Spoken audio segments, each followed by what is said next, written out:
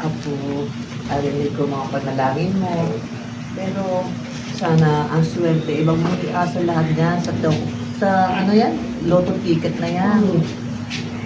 Ang pera, nagkakaroon ng halaga pag pinaghihirapan. Magandang araw. Kasi madami po ako. Ang ginagampanan ko na papel service ko lang na ilalabas sa, alam niyo naman yun, yung Sabado, ay mapagmahal na lola.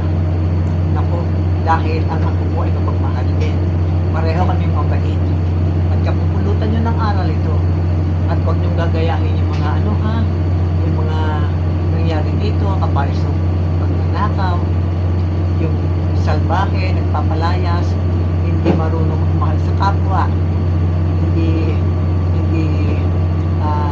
walang takot sa Diyos. Naku, huwag nyo gagayahin yun. Pero sa bandang huli naman makikita nyo ang pagsisisi. At sabi nga kapit lang sa Panginoong Diyos, prayers, at nandyan lahat sa iyo ang blessings at ang lahat ng kabutihan. Yung mararamdaman, ang magiging feeling mo ay napakasarap. Makakatulog ka na mahimbing dahil wala kang iniisip na problema dahil siya ang bahala sa inyo, sa ating lahat. Yun lamang po at maraming salamat.